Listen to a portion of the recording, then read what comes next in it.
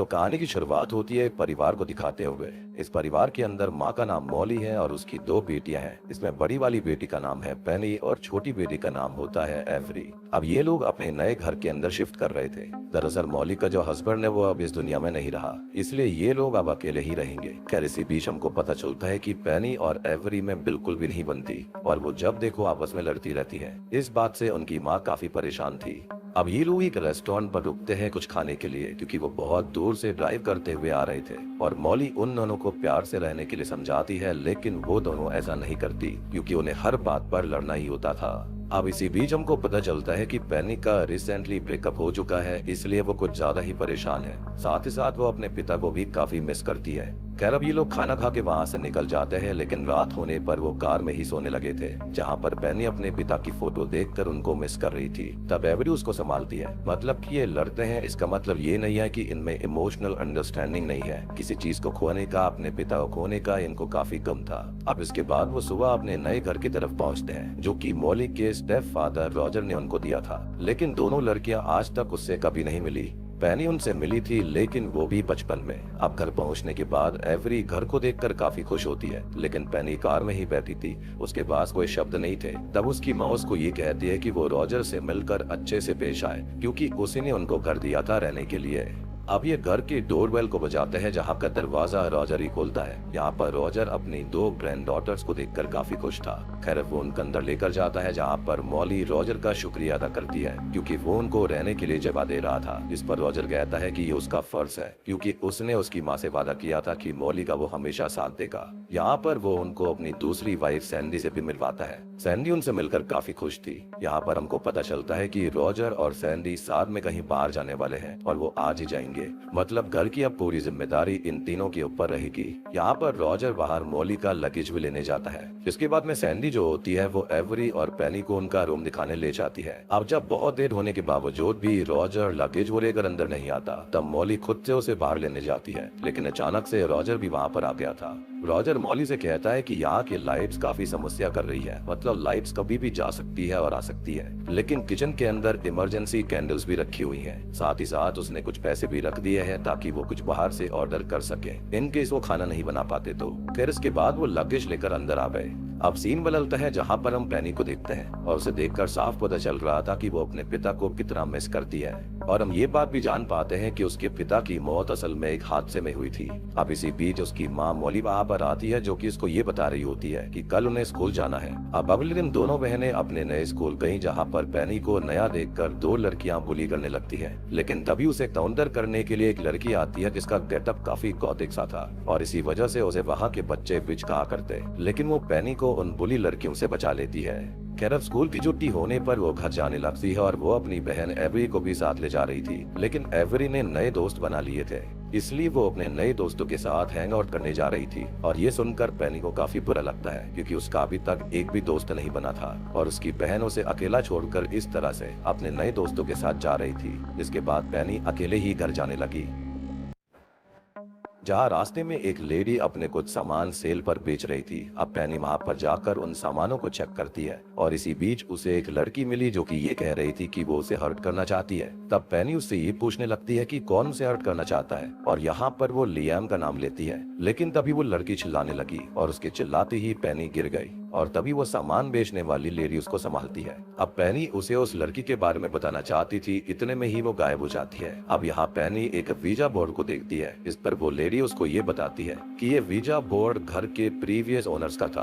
पेनी उस visa board को खरीद लेती है और घर आकर उस वीजा बोर्ड से अपने पिता से कांटेक्ट करने की कोशिश करती है। वो ये पूछती है कि क्या उसके पिता की स्पिरिट यहाँ पर मौजूद है, लेकिन ये जो वीजा बोर्ड होता है उससे कोई भी जवाब नहीं आता, जिसको देखकर वो उस वीजा बोर्ड को बेकार बोल देती है और उसको फेंक देती है। लेकिन तभी उस वीजा बोर्ड का प्लानचेट जो होता है वो हिलने लगता है और वो यस पर आ जाता है, लेकिन पेनी ये सब नहीं देख पाती। खैर अब रात में ये तीनों माँ बेटी टीवी देख रही थी और तभी अचानक से लाइट चली जाती है। जैसा रॉजर ने बताया भी था कि यहाँ की लाइट्स काफी समस्या करती है। इसके बाद मॉली कैंडल्स लाती है, जो कि उसने किचन में ही रखी थी। अब अगले दिन हम पेनी को देख पाते हैं, जो कि उसी गॉथिक लड़की से बात करती है जिसका नाम हार्पर था। वो हार्पर से पूछती है कि क्या वो उसके साथ चलेगी उसके घर पर वीजा बोर्ड बोर्ड खेलने के लिए, क्योंकि उसे इस्तेमाल करने के लिए दो लोगों की जरूरत होती है। और यहाँ पेनी उससे कुछ भी नहीं छुपाती, वो उसको सीधा बता देती है कि वो अपने मृत पिता की स्पिरिट को बुलाने वाली है। और वो तब खत्म हुए थे जब पेनी काफी छोटी थी। अब उसकी बातें सुनकर हार्पर क्यूरियस हो जाती है और इसलिए वो उसको हाँ कर देती है। अब दूसरी ओर हम एक आदमी को देखते हैं जो कि जॉगिंग कर रहा था, लेकिन ट्रैक पर भागते हुए उसे घास के बीच एक लाश मिलती है, जिसको देखकर वो पुलिस को कॉल करता है। अब सीन चेंज होता है जहाँ पर पेनी और हार्पर पेनी के घर आए थे, जहाँ पर शेरिफ भी मौजूद थी। दरअसल कोई शख्स उनके घर के सामने एक मरी हुई बिल्ली फेंक गया था। मॉली अपनी बेटी को जल्दी से एवरी को कॉल करने के लिए कहती है। अब दोनों लड़कियां रूम में आ जाती हैं और वो उस वीजा बोर्ड को इस्तेमाल करने वाले थे, लेकिन माहौल बनाने के लिए पेनी कैंडल्स भी जला देती है। अब एवरी वीजा बोर्ड देखकर काफी क्यूरियस हो गई थी और वो उसे एक खेल समझ रही होती है। वो उसे ये कहती है कि वो भी उनको ज्वाइन करेगी और बहुत सोचने समझने की बाद पेनी उसको हाँ कर देती है। तब एवरी ये पूछती है कि आखिर वो बुला किसको रहे हैं, जिस पर पेनी उसको बताती है कि वो अपने पिता से कांटेक्ट करेंगे। दूसरी ओर हम मॉली को देखते हैं जो कि अपनी बहन के पास कॉल करती है, जहाँ पर वो उसको ये बताती है कि उसके साथ दोबारा से वो सब हो रहा है। और यहाँ मैं बता दूं कि मॉली उस मरी हुई बिल्ली के बारे में अपनी बहन को बता रही थी, मतलब इनके साथ कुछ पहले भी ऑलरेडी हो चुका था। यहाँ मॉली अपनी बहन से पूछती है कि क्या वो उनके साथ रह सकती है, लेकिन मॉली की बहन उसे साफ इनकार कर देती है, क्योंकि वो किसी भी खतरे में नहीं पड़ना चाहती थी, क्योंकि उसके बच्चे भी थे। तब मॉली ये पूछती है कि उसके बच्चे का क्या वो सेफ रहना डिजर्व नहीं करते। तब मॉली की बहन कहती है कि वो मॉली से प्यार करती है, लेकिन वो कोई भी रिस्क नहीं लेगी और वो अपने चलते अपने बच्चों को रिस्क में नहीं डाल सकती। और इससे हमको पता चलता है कि मामला काफी गंभीर था, यानी कि जो कुछ हो रहा है वो पहले भी हो चुका था और इसी वजह से ये लोग अपने पहले वाले घर को छोड़कर यहाँ आए थे।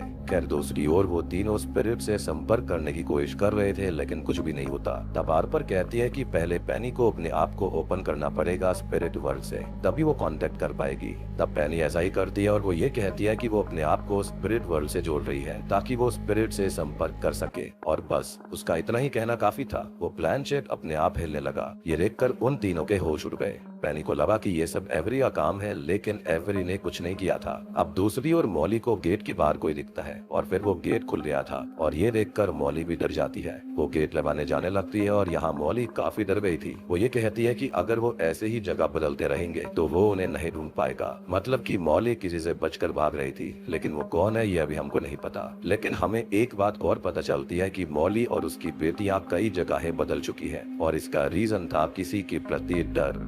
मेनवाइल बच्चियां ये देखती हैं कि ब्रांचर जो होता है वो अपने आप ही तेजी से घूम रहा था और रुकने का नाम नहीं लेता। और तभी हार्पर को कोई रूम के बाहर दिखता है। ये देखकर हार्पर उन दोनों को इसके बारे में बताती है, जिसके बाद वो चीज अंदर आ जाती है और वो एक लड़की थी और ये लड़की वही है जो कि उस आदमी को जॉगिंग करते हुए खत्म हुई मिली थी। और यही लड़की पेनी को वीजा बोर्ड खरीदते हुए दिखाई दी थी और उसको देखकर वो चिल्लाने लगते हैं। इसके बाद मॉली शेरिफ चार्ली यानी कि शार्लेट को बुलाती है। इसके बाद उन तीनों से पूछा जाता है कि आखिर हुआ क्या। इस पर वो लोग उनको सारी बात बताते हैं कि किस तरह से वो लड़की उनके रूम में आई, लेकिन यहाँ पर उनको लग रहा था कि वो लड़की जो थी वो दरवाजा खुला होने की वजह से आ गई होगी। लेकिन यहाँ हार्पर उस लड़की को जानती थी और वो लड़की 3 मिनट पहले ही गायब हो गई थी। हालांकि हार्पर को इस बात की कंफर्मेशन नहीं थी कि वो लड़की ही होगी। अब यहाँ पर उनमें से कोई किसी को भी क्लू नहीं था कि आखिर वो लड़की है कौन। खैर यहाँ पेनी को कब से उसकी माँ से एक बात पूछनी थी और वो ये थी कि वो इतने समय से घर बार बार बदल क्यों रहे हैं, क्योंकि अब तक बच्चियों ने कोई भी सवाल नहीं किया था। और इन सब चीजों से पेनी अब बिल्कुल थक चुकी थी और वो अपनी माँ को कोसने लगती है, क्योंकि बार बार घर को ऐसे चेंज करना फ्रस्ट्रेशन वाला काम था। और तो और उसे ये भी नहीं पता था कि आखिर वो ये सब कर क्यों रहे हैं, यानी कि बच्चियों को एक जस्टिफाइड एक्सप्लेनेशन जरूर चाहिए थी। अब तभी पेनी और उसकी माँ मॉली में बहस हो जाती है, जिसके बाद हार्पर वहाँ से चली जाती है। उन दोनों की बहस में पेनी उसकी माँ को ये कहती है कि वो उससे नफरत करती है। इस पर मॉली भी सेम बात बोल देती है। अब पेनी वहाँ से अपने रूम में आ गई थी, जहाँ पर उसकी बहन एवरी उसको संभालती है। लेकिन हमको पता चलता है कि मॉली उन्हें किसी चीज से बचाना चाहती थी और वो क्या है हमको बिल्कुल भी आइडिया नहीं है। इधर पेनी और एवरी अपने पिता की पुरानी बात याद करने लगते हैं, जब वो उन्हें कहानियां सुनाया करते थे। लेकिन पेनी ये कहने लगती है कि जिसे उन्होंने उस वीजा बोर्ड से समन किया था वो उसके पिता की स्पिरिट थी और उसे ये लगा कि ये सब फन के लिए कर रहे थे। और ऐसा इसलिए था क्योंकि एवरी इस चीज को रिवील करती है कि वही थी जो कि उस प्लेनचेट को हिला रही थी। उसे ऐसा लगा कि वो ये सब मस्ती के लिए कर रहे हैं और ये सुनकर पेनी एवरी के ऊपर बहुत ज्यादा भड़क जाती है और वो उसे अपने से दूर भेज देती है और दरवाजा भी लगा लेती है। अब थोड़ी देर के बाद में मॉली जो होती है वो पेनी को मनाने आती है, लेकिन वो अपनी माँ को ही भगा देती है, ये कहते हुए कि उसे उसकी जरूरत नहीं है और वो उसे अकेला छोड़ दे। और उसके जाने के बाद वो दोबारा अकेले ही अपने पिता की स्पिरिट से संपर्क करने लगती है, लेकिन इस बार वो कांटेक्ट करने में कामयाब हो गई थी और वो अपने पिता से बात कर रही थी। वो स्पिरिट उसे उसके पास आने के लिए बोल रही होती है और हुआ भी कुछ ऐसा ही था। ये स्पिरिट उसके रूम के अंदर आ जाती है, लेकिन हम देखते हैं कि ये स्पिरिट उसके पिता की नहीं बल्कि किसी शैतानी आत्मा की थी। अब इस चीज को देखकर पेनी काफी डर जाती है और चिल्लाने लगती है। खैर अब अगले दिन उसकी माँ और एवरी उसकी रूम के बाहर आए थे उसे उठाने के लिए, क्योंकि स्कूल के लिए देरी हो रही थी। तभी पेनी बाहर आती है और अब उसके हाव भाव बिल्कुल बदल चुके थे, साथ ही साथ हम उसके कुछ बालों को सफेद भी देख पाते हैं। अब सीन स्कूल पर आता है जहाँ पर पेनी हार्पर से मिलती है।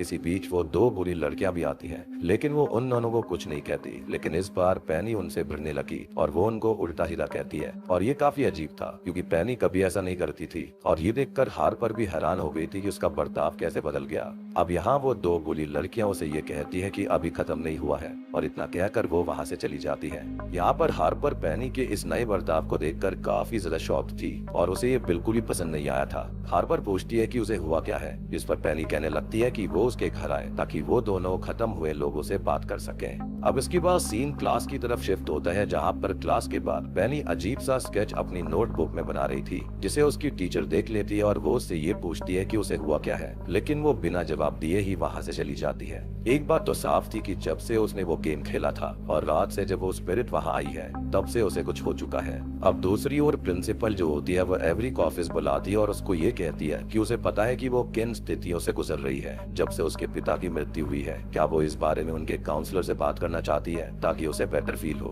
खैर छुट्टी में स्कूल के एग्जिट गेट पर ढेर सारी भीड़ लगी हुई थी और यहाँ हम हार्पर को देखते हैं जो कि पेनी को बताने लगी है कि जो लड़की उनके रूम में आई थी वो पुलिस को मृत हालत में मिली है। शायद वो खत्म होने से पहले उनके रूम में आई होगी, लेकिन हमें पता है कि वो मरने के बाद ही उनके रूम में आई थी, मतलब कि वो उसकी स्पिरिट थी। लेकिन इस बात से पेनी को कोई भी फर्क नहीं पड़ता और वो बहुत ही वियर्ड चीज थी। अब वो और हार्पर साथ में घर जाने लगते हैं कि तभी वो दोनों बुरी लड़कियां उन्हें रोक लेती हैं और यहाँ वो हार्पर को विच बुलाने लगी थी। वो दोनों उस पर इल्जाम लगाती हैं कि उसने ही उस लड़की को कर्ज करके खत्म किया होगा, जो कि एकदम बकवास बात थी। अब यहाँ हार्पर उनके मुंह लगने लगती है, लेकिन बीच में पेनी आ गई थी। वो उन दोनों लड़कियों को छूती है और ये कहती है कि ब्लीड, और इतना कहते ही वो चली गई। लेकिन उनके जाने के बाद उन दोनों बुरी लड़कियों के मुंह से खून आने लगता है, मतलब कि ये लड़की पेनी नहीं बल्कि कोई और ही है, या फिर ये कह सकते हैं कि के अंदर किसी शैतानी आत्मा का वास हो गया था। तभी हम मॉली को देख पाते हैं जो भी कपड़े धो रही थी और इसी बीच एक कपड़े में से एक हैमर निकलता है जो कि शायद से खून से लथपथ था। फिर इसके बाद पेनी और हार्पर घर आ गए थे,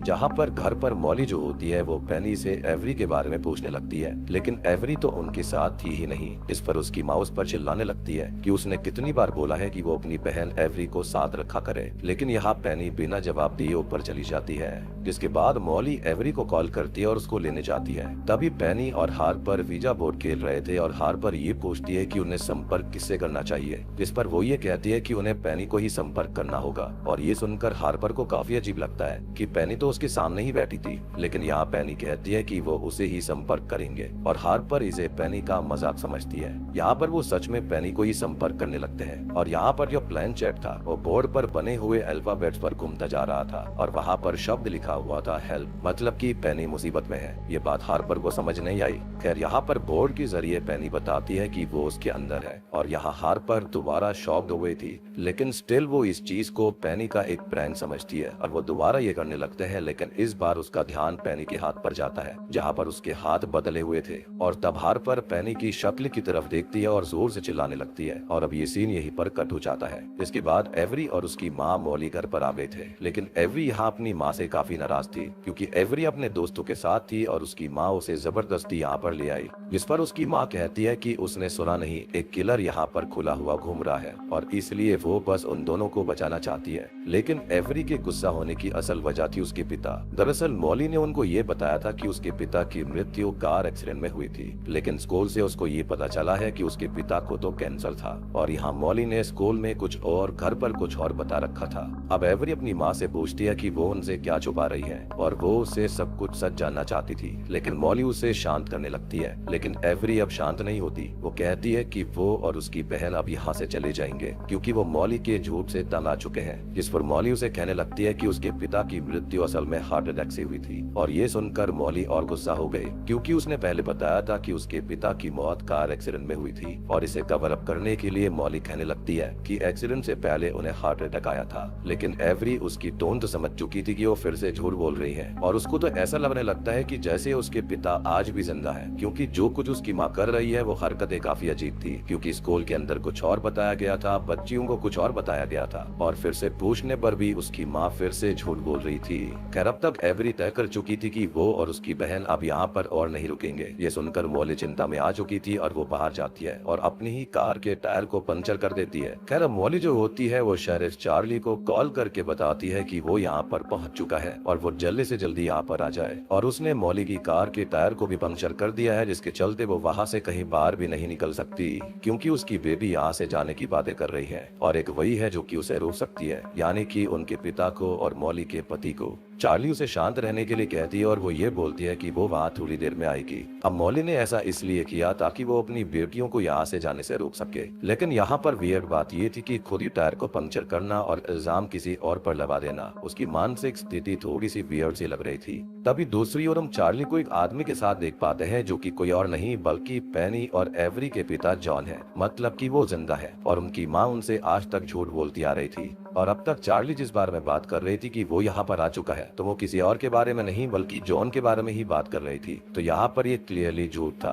यानी कि जो कुछ कर रही है वो मॉली ही कर रही है और उसकी दिमागी स्थिति वाकई में सही नहीं है। यहाँ पर जॉन बता भी रहा होता है कि मॉली दिमागी हालत से सही नहीं है, लेकिन चार्ली ये कहती है कि उसने तो ये बताया था कि जॉन मॉली को अब्यूज करता था, साथ ही साथ वो उनको स्टॉप भी कर रहा था। और अब यहाँ पर हमें इतनी बात समझ आ चुकी है कि मॉली अपनी दोनों बेटियों को उसके ही पिता से बचाने की कोशिश कर रही थी या फिर मायरा कुछ और ही था। खैर जॉन ये बताता है कि मॉली एवरी के पैदा होने के बाद से पागल सी हो गई थी और उसने अपनी बेटी एवरी को ही खत्म करने की कोशिश करी, लेकिन जॉन ने उसको बचा लिया था। इसके बाद कोर्ट में सुनवाई करी गई जहां पर कोर्ट ने मॉली को दिमागी रूप से कमजोर पाया और उसकी दोनों बेटियों से अलग कर दिया। लेकिन उन्होंने कभी कभी उसे दोनों बेटियों से मिलने की परमिशन दे रही थी और इसी का फायदा उठाते हुए एक दिन मॉली दोनों बेटियों को लेकर भाग गई और वो तब से भागती आ रही है और यही कर रही है। और उसका ये वाला पता उसे मॉली की बहन से ही पता चला था। और अब आपको समझ में आया होगा कि मॉली ने अपनी बहन से जो कुछ कहा था तो उसकी बहन उसको यहाँ पर सपोर्ट क्यों नहीं कर रही थी, क्योंकि वो भी जानते थे कि मॉली दिमागी हालत से थोड़ी कमजोर है। अब सबसे बड़ी बात यह है कि मॉली ने अपने दिमाग में एक दुनिया बना ली है जहाँ पर जॉन सबको अब्यूज करता है और उसकी दोनों बेटियां सुरक्षित नहीं है, जिसके चलते ही वो ऐसा करती है। अब इस बात को तो सुनकर चार्ली कार्प नाम के एक बंदे को मॉली के घर पर भेजती है ताकि वो पता कर सके कि वो दोनों लड़कियां सेफ है या फिर नहीं और सच कौन बोल रहा था। तभी हम पेनी को देखते हैं जो कि आधी रात को बाहर थी। तभी उसकी बहन एवरी वहां पर आती है और वो उससे हार्पर के बारे में पूछने लगती है क्योंकि हार्पर की कार अब तक यहीं पर थी, लेकिन हार्पर कहीं नहीं मिली, जिस पर पेनी कोई जवाब नहीं देती। तो एवरी अपनी बहन को बताती है कि उनकी माँ उनसे झूठ बोलती आ रही थी और उनके पिता जिंदा है, लेकिन ये बात पेनी को ऑलरेडी पता है और उसे ये बात असरा से पता चली थी। अब एवरी पूछती है कि ये असरा कौन है, जिस पर वो ये बताती है कि वो एक विच है जिसे कई सालों पहले लोगों ने जला दिया था। एंड आई बिलीव कि एक आदमी ने कहा भी था कि लियाम से वो बच कर रहे, यानी कि वो उसके पीछे है, तो शायद से ये विच वही हो सकती है जिसने अपना नाम कुछ और बताया होगा। खैर वो ये भी बोलती है कि वो विच उसके अंदर आ चुकी है, यानी कि अब तक जो कुछ हो रहा था वो यही विच कर रही थी, यानी कि वो जो शैतानी आत्माएं थी वो उसी विच की स्पिरिट है। लेकिन एवरी को ये बातें बकवास लगती है, लेकिन पेनी तो सीरियस थी और ये कोई मजाक नहीं था, हम जानते हैं। और हमको यही पता है कि हार्पर अब जिंदा नहीं है। खैर यहाँ पेनी ये बोलती है कि वो उस पर कब्जा करना चाहती है और वो स्ट्रॉन्ग होती जा रही है। अब एवरी तभी उसे होश में लाती है, जिसके बाद दोनों वहाँ से निकलने के बारे में सोचते हैं। तभी हम मॉली को देखते हैं जो कि चार्ली को कॉल करके बताती है कि उस किलर के पास नाइफ है, यानी कि जॉन के पास नाइफ है, और इतना कहकर वो कॉल कट कर देती है। और अब यहाँ पर वो खुद ही नाइफ उठा रही थी, मतलब कि वो जो कुछ भी अब करेगी उसका इल्जाम वो पेनी के पिता पर ही लगाएगी। लेकिन उसे ये नहीं पता था कि पेनी के पिता ने चार्ली को ऑलरेडी कांटेक्ट कर लिया था। खैर तभी ये दोनों बहनें जाने वाली थी, लेकिन तभी उनकी माँ गेट बंद कर देती है और उसके हाथों में चाकू भी था। वो कहती है कि वो उन्हें सेफ रखना चाहती है और उसे इस हालत में देखकर दोनों बहनें वहाँ से भागने लगती है, जिसमें एवरी तो बाथरूम में छिप गई थी और इसी बीच लाइट्स भी बंद हो जाती हैं। अब यहाँ नोटिस करने वाली बात यह है कि मॉली ने अपने स्टेप फादर से भी झूठ बोला था। और उन दोनों को मॉली की इस दिमागी हालत का और कोर्ट के ऑर्डर्स के बारे में कुछ पता ही नहीं था। सबको आज तक ये लगता आया कि जॉन जिंदा ही नहीं है, जबकि वो तो जिंदा था। और बेचारे रॉजर और उसकी पत्नी के पीठ पीछे उनके घर में ये सारी चीजें चल रही थी जो कि उनको पता तक नहीं थी। या तो फिर ये भी हो सकता है कि उनको सब कुछ पता होगा, आसपास में विच रहती है यही पता होगा और वो जानबूझकर उसको वहीं पर छोड़कर चले गए, क्योंकि स्टार्टिंग में रॉजर का वियर्ड सा बर्ताव इस चीज को दर्शाता भी है। एनीवेज, अब चार्ली के कहने पर कार वहां पर आ चुका था, जो कि घर के अंदर घुस जाता है। लेकिन घर के अंदर आते ही उसे टेबल के पीछे उसी विच की झलक दिखाई देती है और उसने उसके ऊपर हमला कर दिया था, जिससे कि कार वहीं पर खत्म हो गया। अब इसी बीच चार्ली, उसका साथी और जॉन वहां पर आ जाते हैं। चार्ली अपने साथी को बाहर चेक करने के लिए कहती है। तभी चार्ली और जॉन अंदर जाने लगे, जहां पर उन्हें कार की लाश मिलती है। इसके बाद वो लोग ऊपर जाते हैं जहां पर एवरी थी। अब एवरी अपने पिता को देखते ही उनसे गले लग जाती है, लेकिन उनकी माँ वहां पर नहीं थी। अब चार्ली के साथी को एक काला साया भागता हुआ नजर आता है, लेकिन चेक करने पर वो पेनी निकलती है। अब हम जानते हैं कि पेनी के अंदर वही विष थी, इसलिए ऐसा हुआ और पेनी ने ही कहीं न कहीं कार को मारा था, या फिर ये कहें कि इनडायरेक्टली विच ने ऐसा किया और उस विच ने पेनी के शरीर पर कब्जा कर लिया था और उसकी स्पिरिट को कहीं पर कैद कर दिया, जो कि हार्पर के सामने हेल्प के लिए बोल भी रही थी, यानी कि उस प्लानचेट और वीजा बोर्ड की मदद से। अब हम चार्ली को देख पाते हैं, जो कि मॉली की तलाश में बाहर आई थी कि तभी मॉली वहां पर आ जाती है और चार्ली के ऊपर हमला करने लगती है, लेकिन चार्ली ने उसे गोली मार दी थी और उसको खत्म कर दिया था। अब सीन बदलता है, जहां पर क्राइम सीन पर रिपोर्टिंग हो रही थी और यहाँ चार्ली बताती है कि उन्हें यहाँ से हार्बर की लाश मिली है। और जैसा मैंने बताया कि मुझे पहले ही पता चल गया था कि हार्बर खत्म हो गई होगी और हार्पर और कार्प को मॉली ने ही खत्म किया था, लेकिन हम जानते हैं कि हार्पर और कार्प की मौत में मॉली का कोई भी हाथ नहीं था। ये सब असल में इस विच ने किया था और सभी इस बात से अनजान थे। फिर इसके बाद चार्ली दोनों बच्चियों को कॉफी देती है, जहाँ पर हम पेनी को हंसते देखते हैं, मतलब कि वो विच उसके अंदर थी। अब सीन बदलता है, जहाँ पर दोनों बच्चियां अपने पिता के नए घर में शिफ्ट हो रही हैं, लेकिन यहाँ पेनी के अंदर आज भी वो आत्मा है, यानी कि विच है। अब तभी हम जॉन की दूसरी बीवी को भी देख पाते हैं। अब जॉन वहां पर आता है पेनी से मिलने के लिए, जहां पर वो उससे ये पूछता है कि क्या उसे उसका रूम पसंद आया, जिस पर पेनी हाँ बोलती है और अब जॉन वहां से चला जाता है। वो अपनी बच्चियों को पाकर काफी खुश था, लेकिन हम पेनी के सूटकेस में देखते हैं जहां पर वो अपने साथ उस वीजा बोर्ड को भी लेकर आई थी, यानी कि वो विच उसी से जुड़ी हुई है और इसका मतलब साफ था कि अब होगा मौत का तांडव। अब इसके बाद में हम एक पोस्ट क्रेडिट सीन देखते हैं, जहां पर हमें एक आदमी नजर आता है जो कि ये कहता है कि ये सब फिर से शुरू हो चुका है, यानी कि उसे पहले पता था कि नेबरहुड के अंदर ये सब ऑलरेडी घटित हो चुका है और वो ये सब समझ गया था कि अब ये पेनी, एवरी और उसके परिवार के साथ में घटित होगा। और